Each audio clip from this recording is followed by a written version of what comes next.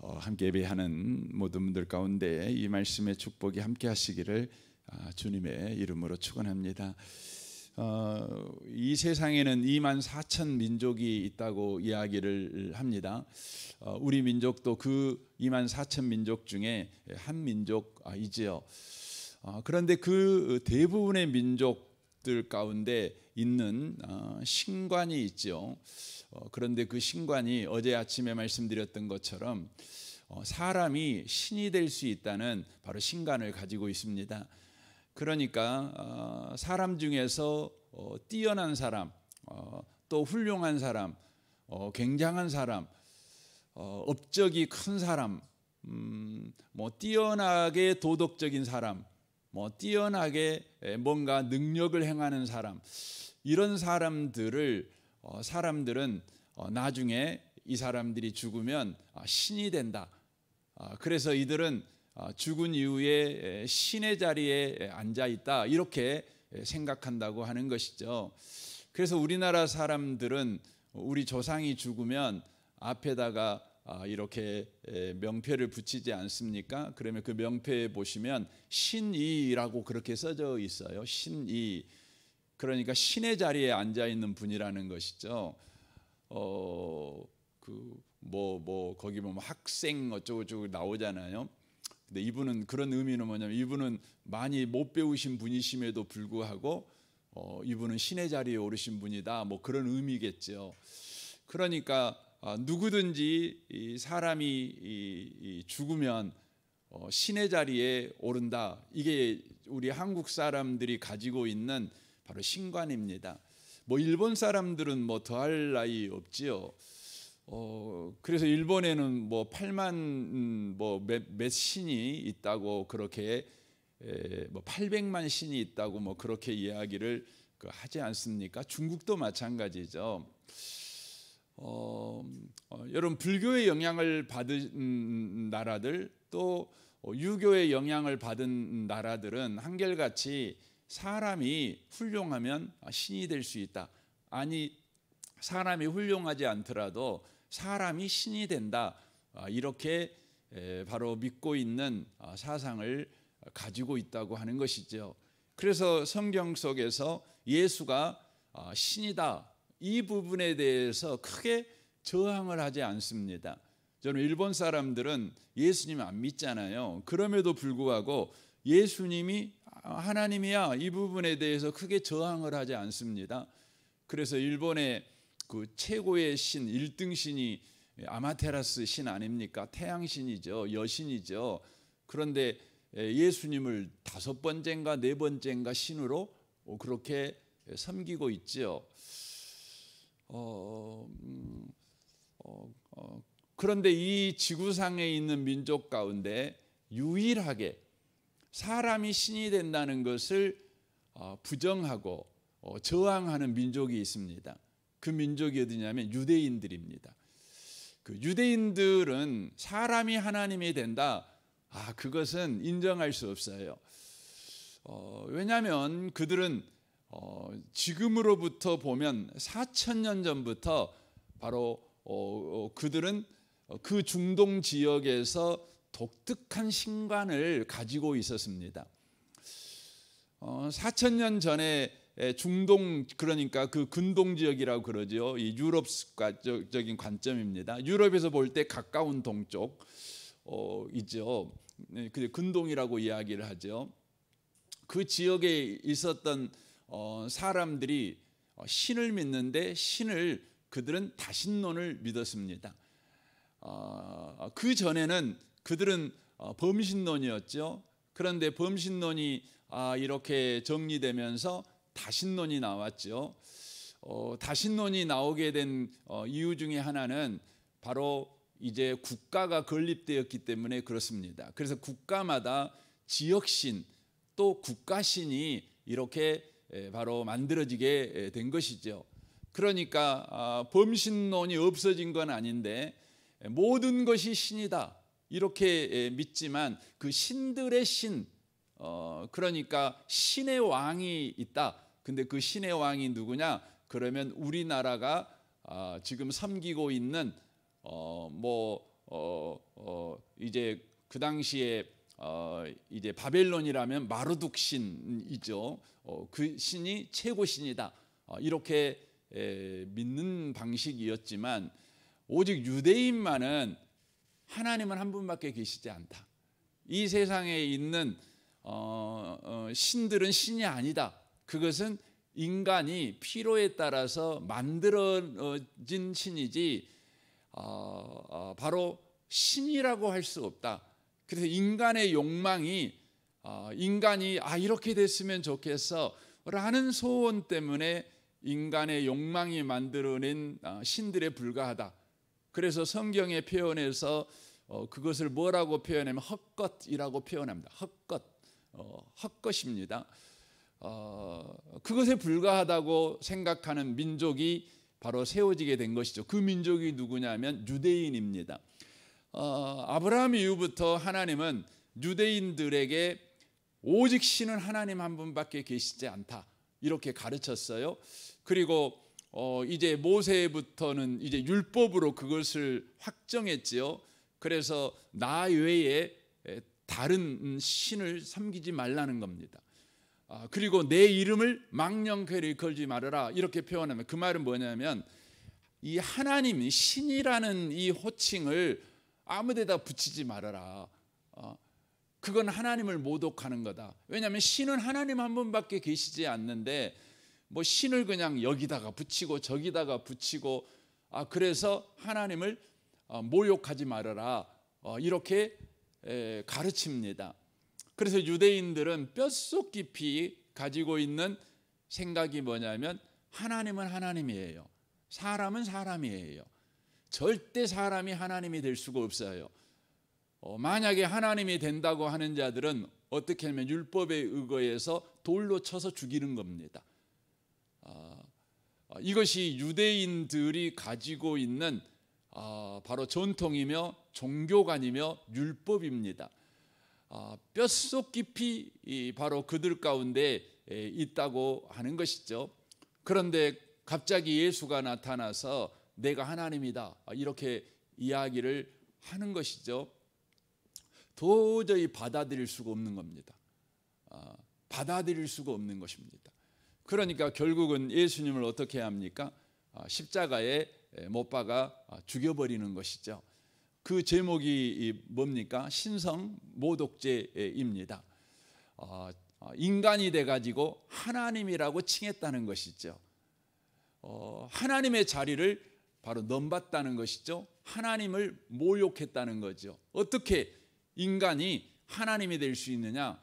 이로 인하여서 너는 하나님께 반역한 자일 뿐만 아니라 하나님을 인간의 자리로 끌어내린 하나님을 모독한 자다. 그렇게 바로 예수를 바로 본 것이죠. 이런 유대인들에게 바로 마태는 이 마태복음을 통해서 너희들이 신성 모독죄라고 해서 십자가에 못 박아 죽여버린 그 예수가 바로 참 하나님이시다. 그분은 신성 모독죄를 저지른 분이 아니라 그분은 참 하나님이요 이 땅에 우리를 구원하러 오신 바로 하나님 나라의 바로 왕이시다. 이것을 바로 밝혀내는 책이 이 마태복음입니다. 그것이 왜 중요합니까? 그것이 왜 중요하냐면 좀 전에도 말씀을 드렸지만 바로 모든 민족들은 사람이 신이 된다 이걸 특별히 어렵게 생각하지 않아요. 그런데 유대인만은 부정해요.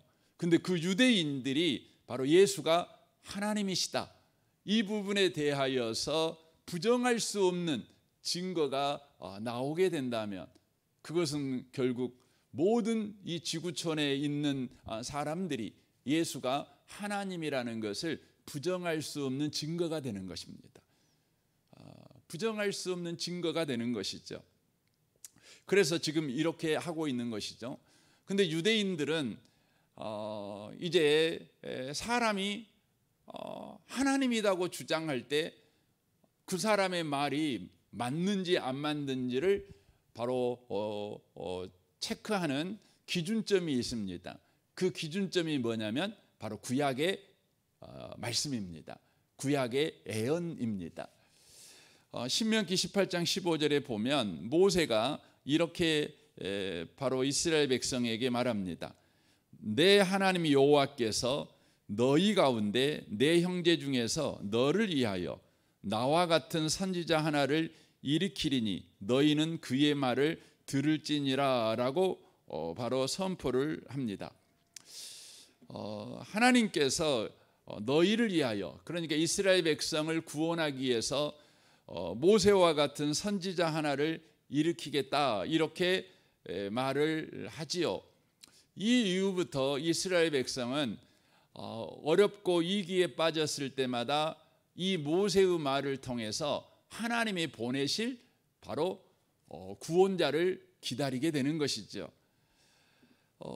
굉장히 중요한 것입니다. 그래서 이스라엘 민족들은 선지자들을 통해서 하나님께서 예언하신 바로 그 구원자가 바로 예언대로 이 땅에서 그 예언이 다 성취되었을 때 바로 그분은 바로 하나님이 보내신 구원자다 이렇게 믿는 거예요. 지금 이렇게 하나님이 말씀하신 것은 인간이 하나님이 된다는 의미가 아니라 하나님께서 바로 이 땅에 바로 보내주신다라는 걸 이야기하고 있는 것입니다. 이 미가서 5장에 보면 이렇게 돼 있어요. 2절부터 제가 새번역 성경으로 읽겠습니다. 군대의 도성아 군대를 모아라. 우리가 포위되었다. 침략군들이 몽둥이로 이스라엘의 통치자의 뺨을 칠 것이다. 그러나 내 베들레헴 에브라다야, 너는 유다의 여러 족속 가운데서 작은 족속이지만 이스라엘을 다스릴 자가 내게로 나올 것이다. 그의 기요는 아득한 옛날 태초에까지 거슬러 올라간다. 그러므로 주님께서는 해산하는 여인이 아이를 낳을 때까지 당신의 백성을 온수들에게 그대로 맡겨두실 것이다. 그 뒤에 그의 동포 사로잡혀 가 있던 남은 백성이 이스라엘 자손에게로 돌아올 것이다 라고 말합니다. 모세는 나와 같은 선지자를 하나님께서 보낼 것이다 이렇게 말했는데 그 나와 같은 선지자가 구체적으로 누구인지를 구약의 수많은 선지자를 통해 하나님이 구체적으로 보여주십니다. 특별히 미가 선지자를 통해서 보여주시는 것은 베들레헴에서 이제 한 아이가 태어나게 될 것인데 그 아이는 바로 이스라엘을 다스릴 자가 될 거라고 하는 것이죠. 그런데 그분은 어떤 분이냐면 아득한 옛날 태초에까지 거슬러 올라가는 기원을 가지고 있는 분이시다라고 말합니다. 그러니까 태초 전부터 계신 분, 여기서 말하는 태초라고 하는 것은 시간의 시작을 말하는 것입니다. 창세기 1장에 태초에 바로 천지를 창조하시니라 라고 말씀하는데 거기에서 태초라고 하는 개념은 바로 공간과 시간의 시작을 이야기하는 것입니다. 그러니까 시간이라고 하는 것은 원래 영원 전부터 그냥 쭉 있었던 것이 아니라 하나님께서 바로 창조하셨을 때 시간이 창조된 것입니다. 창조된 것입니다. 그래서 하루는 24시간, 1년은 365일 이렇게 바로 창조된 것입니다. 그래서 해와 달과 별들에게 계절을 바로 절기를 이렇게 바로 드러낼 것을 바로 이야기하고 계시는 것이죠. 그런데 요한복음에 보면 태초에 말씀이 계시니라 라고 말씀합니다. 거기서 말하는 태초는 창세기 1장의 태초와 다른 태초입니다. 창세기 1장의 태초는 좀 전에 말씀드렸던 것 같이 시간과 공간이 시작되는 바로 태초를 이야기하지만 요한복음의 태초는 바로 영원을 이야기합니다. 영원. 그러니까 태초에 말씀이 계시니라 그러면 창조되기 전을 이야기를 하는 것입니다. 창세기는 창조된 그 시점을 이야기하는 것이고요. 그래서 미가서에서는 바로 이스라엘을 다스릴 자가 베들레헴에서 태어나게 될 것인데 바로 그분은 영원 전부터 계신 바로 모든 것의 시작이신 분, 바로 근원이신 분이시다. 한마디로 말하면 그분은 하나님이시다. 이렇게 이야기를 하고 있는 것이죠. 그리고 그분은 여인의 아이로 태어나게 될 것이다. 이렇게 이야기를 합니다. 이 세상에 태어나는 모든 사람들은 남자의 아이로 태어나죠. 비록 여자가 나왔지만 남자의 아이로 태어나는 것이죠. 그런데 여기에 보면 여인의 아이로 태어날 것을 바로 약속을 하고 바로 계시는 것을 이야기를 하고 있다고 하는 것이죠. 그래서 구약의 예언들은 정말 촘촘합니다. 그러니까 어슬렁어슬렁 애매하게 예수님에 대해서 예언되어 있지 않아요. 여러분 구약을 읽어보면 구약은요 예수님에 대해서 어떻게 나오냐면 아주 연속적으로 예언합니다. 그러니까 한 선지자가 예언하고 끝이 아니라 한 선지자가 예언하면 또 다른 선지자가 나와서 또 예언하고 또 예언하고, 그래서 구약의 예언이 어떤 식이냐면 점진적입니다. 점점 밝아져요. 그러니까 창세기의 예언은 아주 먼 예언이죠. 그래서 여자의 후손이 뱀의 머리를 상하게 할 것이다 이렇게 예언되죠. 꼭 신화 같은 이야기 아닙니까? 그런데 이것이 점점 이제 구약의 선지자들을 통해서 그게 어떤 의미인지가 더 정밀하게, 더 구체적이고 실제적으로 이렇게 바로 드러나는 방식으로 예언이 되어 있습니다.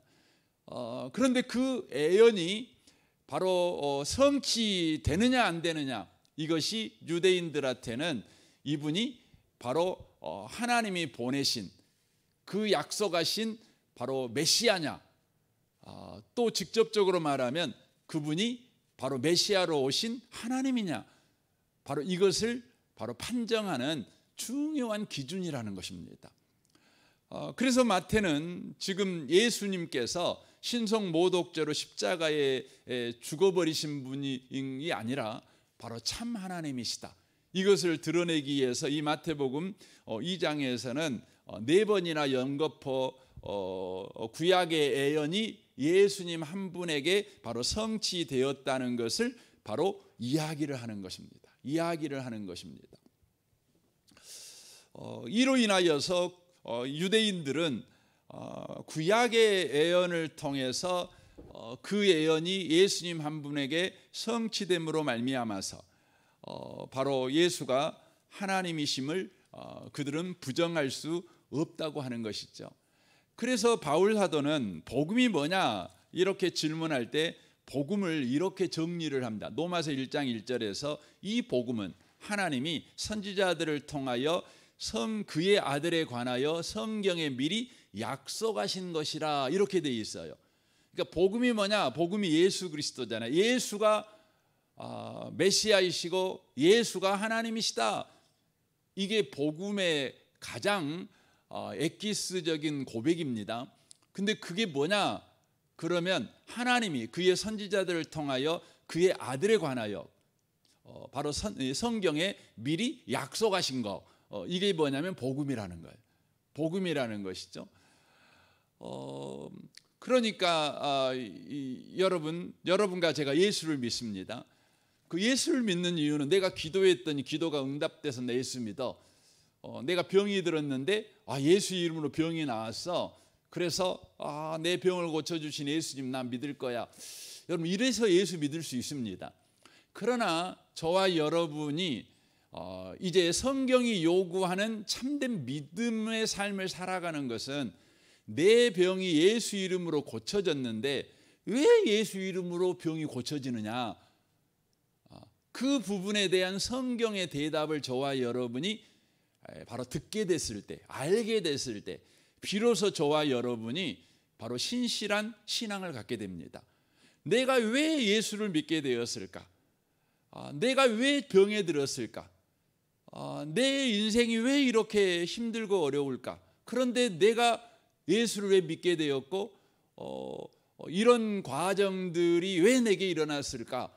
이 부분을요 여러분이 성경의 대답을 듣게 되고 알게 됐을 때 우리는 비로소 참된 신앙을 갖게 됩니다. 왜냐하면 성경은 우리에게 일을 할 때요, 절대 그냥 짠해서 일을 해주거나 안 돼서 일을 해주거나 그냥 우리가 너무 정성스럽게 기도하니까, 우리가 너무 열심히 신앙생활하니까 하나님께서 보상으로 우리에게 일해 주시느냐, 그런 법이 없어요. 하나님은 언제나 일을 하실 때 약속하신 대로 일하셔요. 이게 신비한 겁니다. 그래서 여러분과 제가 병이 들었어요. 예수 이름으로 병이 나왔어요. 성경을 보니까 이게 이미 하나님의 계획 속에 있어요. 하나님의 약속 속에 있는 거죠. 우리는 이걸 알게 될 때 깜짝 놀랍니다. 그리고 우리는요, 내일에 대한 소망을 갖습니다. 확신을 갖습니다. 내게 일어나는 문제에 우리가 놀라거나 염려함으로 내 인생을 허비하지 않습니다. 왜냐하면 내가 하나님의 약속 속에 있어요. 내가 하나님의 놀라운 그 약속을 이루시는 하나님의 의지 속에 내 인생이 있는 거예요. 기가 막히잖아요. 그러니까 여러분과 제가 그 신앙을, 참된 신앙을 만나는 건 결국은 뭐냐면 말씀을 통해서 만나요. 말씀. 그러니까 우리의 환경과 우리의 상황과 우리의 처지에서 우리가 교회에 나올 수 있어요. 그런데 이제 우리가 결국은 말씀을 통해서 하나님의 그 약속, 그 약속을 우리 인생에 이루시는 하나님의 성실하심, 하나님의 그 열심, 그것을 우리가 알게 될 때 우리는 비로소 하나님을 참되게 믿어요. 그 전까지는 우리는 누구를 믿냐면 믿음을 가지고 신앙생활을 하기는 해요. 그런데 하나님을 믿는 믿음이 아니라 나의 열심을 믿어요. 나의 헌신을 믿어요. 나의 수고를 믿어요. 나의 부지런함을 믿어요. 그리고 나의 좋은 성품을 믿어요. 혹은 나의 어떤 은사를 믿죠. 뭐 능력을 믿죠. 그렇습니다.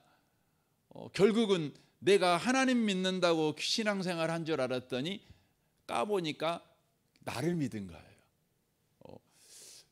여러분, 나를 믿는 믿음에서 하나님 믿는 믿음으로 돌아가야 됩니다.